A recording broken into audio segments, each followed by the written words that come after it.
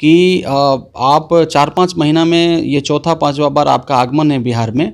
आपको बहुत बहुत धन्यवाद कि आपने फिर से बिहार का आगमन कल नहीं परसों दिन 15 तारीख को हो रहा है दरभंगा में। तो जब जब आदरणीय राहुल गांधी जी आते हैं बिहार में तो हम लोग मजबूत होते हैं। 25 में हम लोग महागठबंधन और अलायंस जितने भी पार्टी हैं हम सब लोग मिलकर के धमाल मचाने जा रहे हैं और 2025 में गरीबों का सरकार बनेगा, दलितों का सरकार बनेगा। नमस्कार, न्यूज फॉर नेशन देख रहे हैं आप। मैं हूं आपके साथ धीरज सिंह।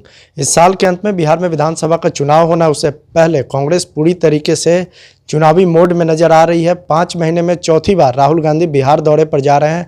हमारे साथ है कांग्रेस के सासाराम से सांसद मनोज कुमार जी। सर, 5 महीने में चौथी मर्तबा राहुल गांधी बिहार दौरे पर जा रहे हैं। पहले तो क्या कार्यक्रम है और चुनाव के दृष्टिकोण से कितना महत्वपूर्ण ये दौरा है? देखिए, मैं सबसे पहले धन्यवाद देना चाहता हूं अपने नेता आदरणीय राहुल जी को कि वो मतलब आपका बीच सवाल है कि ये 4-5 महीना में चौथा 5वां बार जा रहे हैं बिहार में। तो देखिए, बिहार की जो स्थिति है आप सबको मालूम होगा कि बिहार की स्थिति वो चाहे शिक्षा में हो, स्वास्थ्य में हो, तो मतलब बेरोजगारी चरम सीमा पर है, महंगाई चरम सीमा पर है। तो बिहार की स्थिति जो देश लेवल में है बड़ा ख़राब है।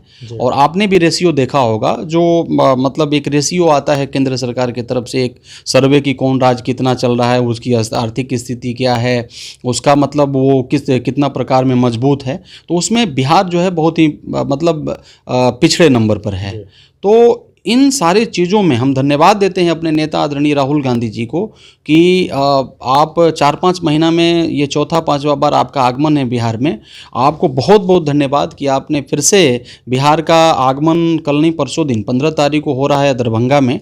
तो जब जब आदरणीय राहुल गांधी जी आते हैं बिहार में तो हम लोग मजबूत होते हैं। हम लोग का जो मनोबल है ना वो बढ़ता है। जितने भी कार्यकर्ता जो हैं वो उत्साहित होते हैं। तो एक बार फिर से हम उत्साहित होंगे, एक बार फिर से हम मजबूत होंगे। जब राहुल जी जाते हैं बार बार तो हम लोग मजबूत होते हैं। तो लगता है इससे पार्टी और गठबंधन लेवल पे जो कार्यक्रम आप लोग चला रहे उससे बेहतर मजबूती मिलेगी? एकदम मिलेगा, एकदम मिलेगा। और मैं आपको पहले भी आपका चैनल पर मैं बोला हूं कि इस बार 2025 में हम लोग महागठबंधन और अलायंस जितने भी पार्टी हैं हम सब लोग मिलकर के धमाल मचाने जा रहे हैं और 2025 में गरीबों का सरकार बनेगा, दलितों का सरकार बनेगा, महादलितों का सरकार बनेगा, पिछड़ों का सरकार बनेगा, अति पिछड़ों का सरकार बनेगा, किसानों का सरकार बनेगा, EWS में जितने भी हमारे लोग हैं उनका सरकार बनेगा, बेरोजगारों का सरकार बनेगा। मतलब इनका जो मतलब सही जो सरकार है ना बिहार में इस बार 2025 में बनने जा रहा है। और ये जो सरकार बनेगा किसानों का फेवर का सरकार बनेगा, बेरोजगार जो हमारे बच्चे रोड पे घूम रहे हैं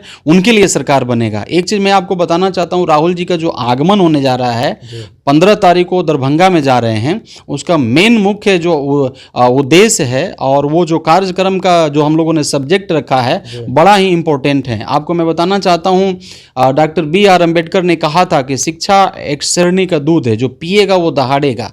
मैं आपको बताना चाहता हूं अभी शिक्षा का जो हालात है बिहार में बड़ी खराब है। शिक्षा का हालात बहुत अच्छा नहीं है। शिक्षा का और ये भी हम जानते हैं कि जब तक हम शिक्षित नहीं होंगे, बाबा साहब ने भी कहा था और हम सब लोग जानते हैं कि जब तक हम शिक्षित नहीं होंगे तब तक ना हमारा विकास होगा, ना हमारे परिवार का विकास होगा और ना हमारा गांव का विकास होगा, ना हमारा देश का विकास होगा, ना राज्य का विकास होगा। तो हमें शिक्षा में मजबूत होना होगा। इस बार जो राहुल जी आदरणीय राहुल जी का आगमन जो होने जा रहा है वो शिक्षा को लेकर के आगमन होने जा रहा है। 4-5 पॉइंट मैं आपके चैनल के माध्यम से बताना चाहूँगा। टॉपिक इस प्रकार से शुरू होता है कि बिहार की शक्ति, देश की प्रगति। जब तक बिहार शक्तिशाली नहीं बनेगा, जब तक बिहार मजबूत नहीं होगा, देश का कभी प्रगति नहीं होगा। हम सोच भी नहीं सकते। इसमें पहला पॉइंट जो राहुल जी बिहार के लोगों को के लिए मांग रखने जा रहे हैं, वो पहला पॉइंट ये होगा कि निजी शिक्षण संस्थान में जो प्राइवेट स्कूल हैं उसमें SC ST जो हमारे कहने का मतलब बिहार के जो लोग हैं, अति पिछड़ा, महादलित, पासमानदा और ईडब्ल्यूएस जो गरीब लोग हैं उनके लिए एक रिजर्व कोटा होना चाहिए। शिक्षण संस्थान में जो निजी शिक्षण संस्थान है, जो प्राइवेट जिसको हम लोग बोलते हैं, उसमें भी इनका आरक्षण होना चाहिए। और वैसे बच्चे जो अपने आप को समझते हैं कि हम इंग्लिश नहीं बोल सकते सरकारी स्कूल में, उनको भी चांस मिलना चाहिए और वो भी निजी शिक्षण संस्थान में पढ़ करके और वो मजबूत हो सकें। जब तक वो मजबूत नहीं होंगे, जब तक उनको उन संस्थानों में आरक्षण नहीं मिलेगा। तो पहला मांग और सबसे इंपॉर्टेंट मांग ये है, जो कि कल मैं भी समस्तीपुर में हूं, मैं समस्तीपुर के जितने भी जिला वासी हैं जहां मैं जा रहा हूं, आप सब लोगों से अपील है आप भी आइए और हम सब लोग मिल करके इस पर बात करें और जितना भी मीडिया बंधु हैं वो भी आप जुटें, ताकि आप भी समझ सकें कि क्या हम लोगों का मुद्दा है कल मतलब 15 तारीख का। तो ये पहला मुद्दा था। दूसरा जो मुद्दा है वो 50% का जो आरक्षण है उसको आखिर क्यों नहीं हम तोड़ें। जब तक हम नहीं तोड़ेंगे, क्या अति पिछड़ा का कल्याण होगा? क्या पिछड़ा का कल्याण होगा? क्या महादलित का कल्याण होगा?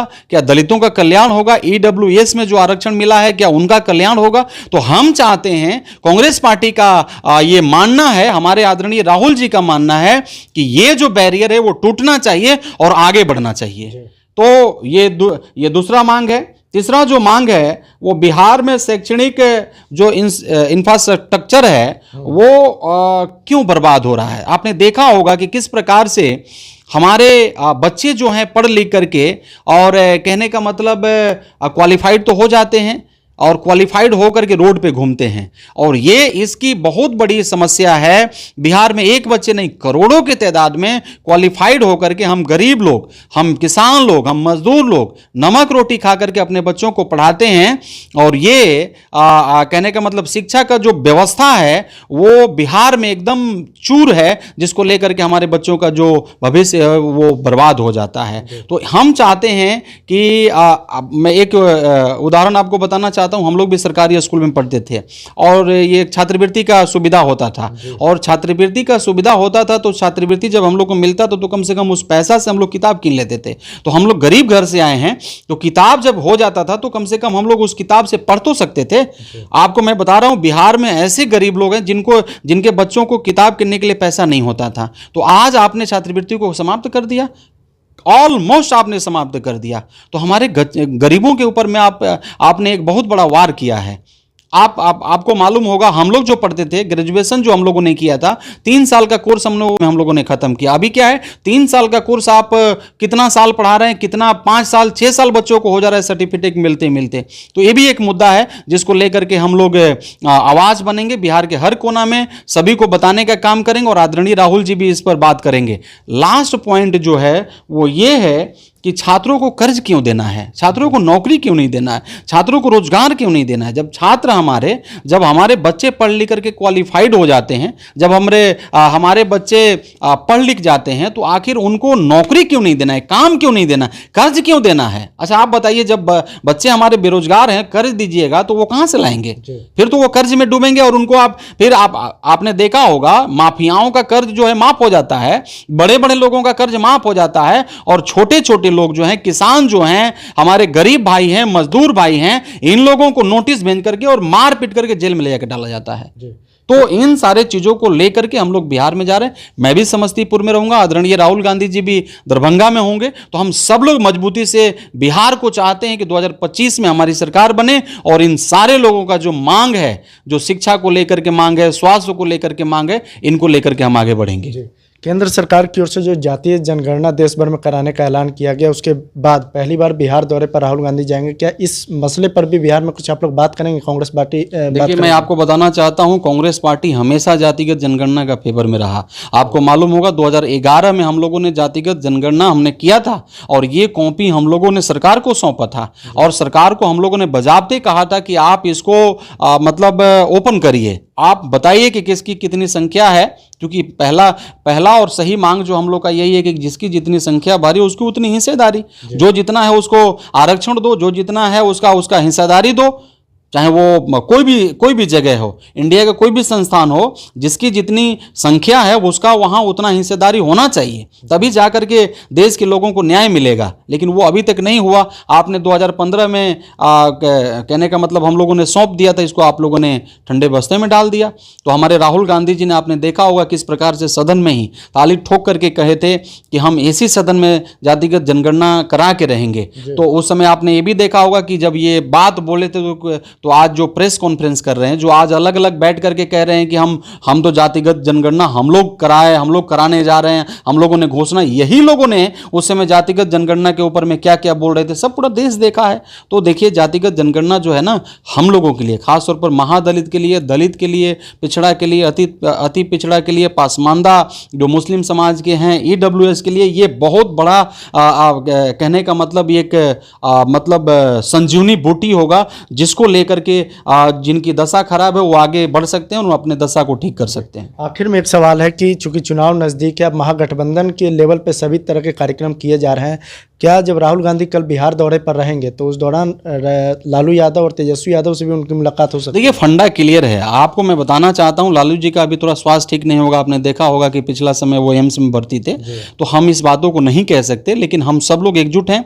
आपने देखा होगा कि पिछला समय पटना में मैं भी था, महागठबंधन की रैली हुई, महागठबंधन की बैठक हुई और हम सब लोग उस बैठक में उपस्थित थे। तो हम लोग सब एकजुट हैं। लालू जी के बारे में जो आपका सवाल है, लालू जी भी अगर वो स्वस्थ होंगे तो जरूर जाएंगे, लेकिन अभी इसका इंफॉर्मेशन मेरे पास नहीं है। लेकिन हम ये जानते हैं, चाहे वो आदरणीय लालू जी हों, आदरणीय तेजस्वी यादव जी हैं, राहुल जी हों, हम सब लोग, इंडिया गठबंधन जो है मजबूत है, हम लोग मजबूती से खड़े हैं और 2025 में हमारी सरकार बनेगी, कोई फंडा नहीं चलेगा। बिहार का जनता जो है वो समझ चुका है कि आपने क्या क्या किया है बिहार के साथ। 20 साल आप लोगों ने, थोड़ा मोड़ा छोड़ दीजिए तो 20 साल बिहार को आपने बर्बाद करके रख दिया है। बिहार का जनता इस बार तैयार है बिहार को बदलने के लिए। चलिए, तो बहुत बहुत धन्यवाद। ये कांग्रेस के सासाराम सांसद मनोज कुमार जी। दिल्ली से न्यूज़ फॉर नेशन के लिए मैं धीरज सिंह।